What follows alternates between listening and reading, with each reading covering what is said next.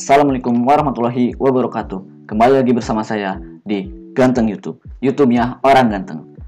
Nah, kali ini kita akan ngebahas tentang soal tes wawasan kebangsaan, di mana di sini kita bakal ngebahas soal tentang sejarahnya.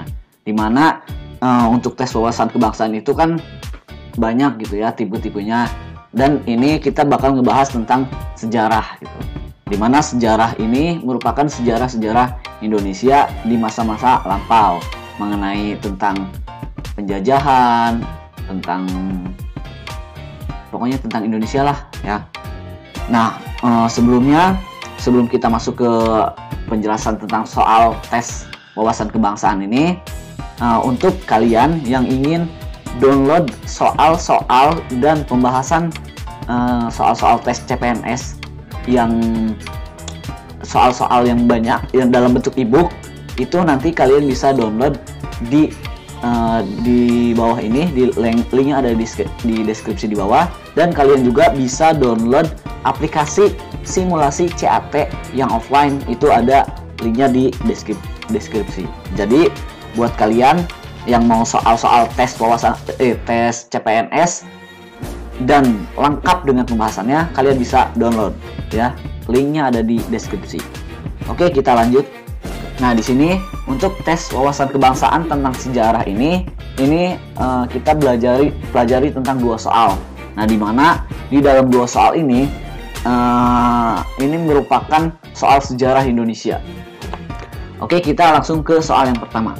Nah, di sini soal yang pertama itu, salah satu keputusan penting dalam Kongres Pemuda II di Jakarta tahun 1928 adalah.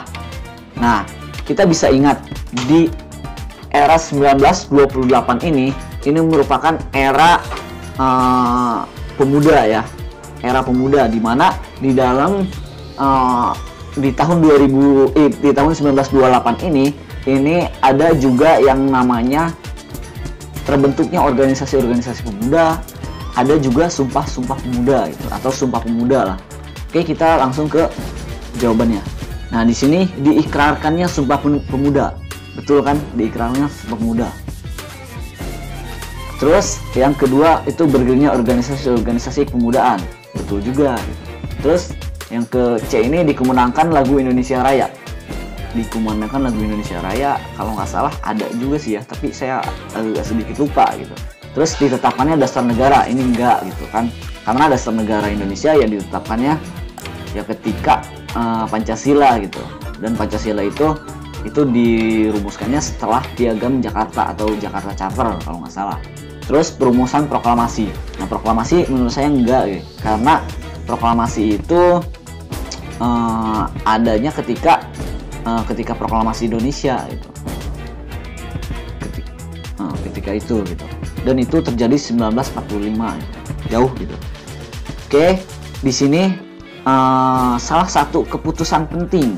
Jadi keputusan penting yang paling penting dari ini yang kemungkinan ini akan ada 2 nih.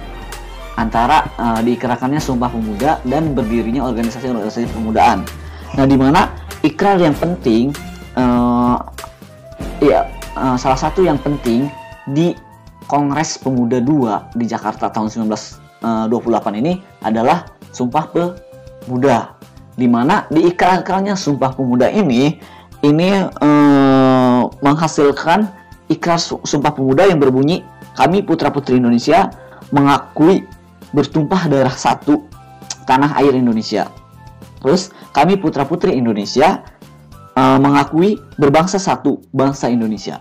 Dan yang terakhir, kami putra-putri Indonesia menjunjung bahasa persatuan bahasa Indonesia. Nah, di mana dalam ketiga ikrar atau janji atau Sumpah Pemuda ini menjadikan Indonesia semakin kuat. Karena di sini putra-putri Indonesia ini mengakui berdarah satu tanah air Indonesia. Dan yang kedua yaitu mengakui bahwa bangsa yang satu, bangsa Indonesia. Dan yang ketiga yaitu menjunjung tinggi bahasa persatuan. Bahasa persatuan itu bahasa Indonesia. Di mana di Indonesia ini banyak sekali bahasa. Ada Sunda, Jawa, Batak, Madura, atau bahasa-bahasa yang lainnya. itu banyak sekali. Tetapi di sini para pemuda-pemudi Indonesia menyatakan bahwa mereka akan menjunjung tinggi bahasa persatuan, yaitu satu bahasa Indonesia. Jadi di sini Kongres salah satu keputusan yang paling penting itu adalah diikrarkannya Sumpah Pemuda. Karena dengan adanya Sumpah Pemuda ini menjelaskan bahwa pemuda Indonesia dengan teguh atau dengan yakin terhadap bangsa Indonesia. Tuh. Oke, selanjutnya berarti yang ini jawabannya B ya. Nah, terus yang selanjutnya B lagi. Ini jawabannya A ya. Saya salah. Ini saya lihat. Oke, yang selanjutnya yaitu kerja paksa pada zaman penjajahan Jepang disebut. Nah, untuk zaman penjajahan di Indonesia itu terjadi dua kerja paksa yang paling terkenal. Ada yang namanya kerja rodi, ada yang namanya kerja romusa. Di mana kerja rodi dan kerja romusa ini merupakan sebutan kerja paksa. Kalau tanam paksa ini kurang ini ya, karena itu tanam paksa. Kalau seinendan saya juga kurang tahu gitu. Nah, kalau romusa dan rodi ini merupakan dua kerja paksa yang paling terkenal di Indonesia dan yang paling sadis gitu. Nah, di sini kita sudah menemukan nih dua tipe nih, atau dua kata yang memiliki makna yang sama-sama kerja paksa.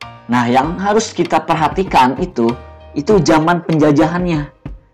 Apakah zaman Jepang ataukah zaman Belanda gitu.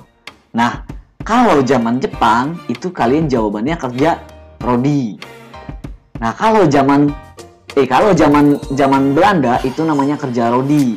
Kalau zaman Jepang itu namanya kerja romusa. Karena di era Belanda itu sendiri gitu. Kerja paksa di Belanda itu sendiri itu kerja rodi. Yang biasa kita kenal itu kerja rodi yang paling terkenal itu apa ya namanya? Membangun jalan Anyar Panarukan. Itu yang paling terkenal, itu untuk kerja rodi.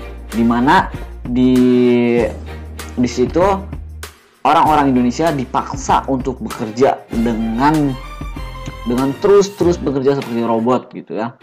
Kerja paksa namanya juga ya.